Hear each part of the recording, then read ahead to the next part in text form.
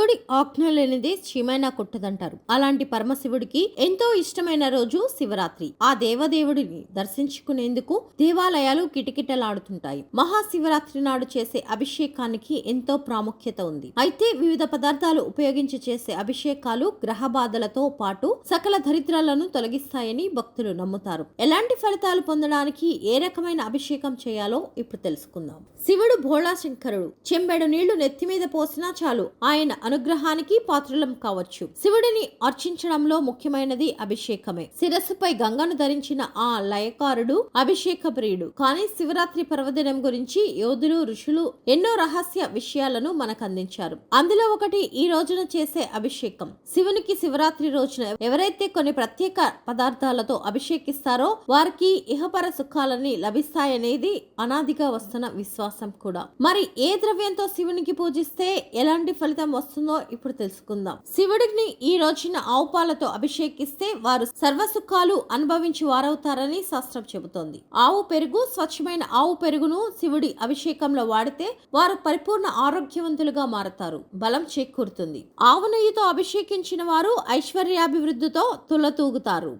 చెరకు రసం జీవితం దుఃఖమయంగా మారి ఎటు చూసిన అవమానాలు ఎదురవుతున్నాయా? మీరు శివునికి చెరుకు రసంతో అభిషేకించండి. తేనెతో చేసే అభిషేకం మీలో తేజస్సును పెంచుతుంది. భూగర్భ జలం భస్మాన్ని ఒంటికి రాసుకొని తిరిగి పరమశివుడిని అదే భస్మ జలాలతో అభిషేకిస్తే ఎంతటి పాపాలైనా నశిస్తాయి. పుత్రుల కోసం ఎదురు చూస్తున్న వారు ఇలా అభిషేకిస్తే వారికి త్వరలోనే శుభవార్త వింటారని చెప్పవచ్చు. పుష్పోదకం భూమిని కొనుగోలు, స్థిరాస్తి కొనుగోలు వంటివి కోరుకునే వారుండరు. పుష్పాలతో శివుడిని అభిషేకించాలి. బిల్వచీలంతో భోగభాగ్యాలు కలిగించే ఏకైక అభిషేకం బిల్వ ఆకుల నీటితో చేసేది. అపమృత్యు దోషాలు లేకుండా చేసేది నువ్వుల నూనెతో చేసే అభిషేకం. ఐశ్వర్యం పెరగడానికి కోరుకునేవారు రుద్రాక్షలతో శివుడిని పూజించాలి. దరిద్రాలని తరిమి కొట్టే శక్తి సువర్ణ జలానికి ఉంది. అన్నంతో స్వామివారిని అభిషేకిస్తే సుఖ జీవనం ప్రాప్తిస్తుంది.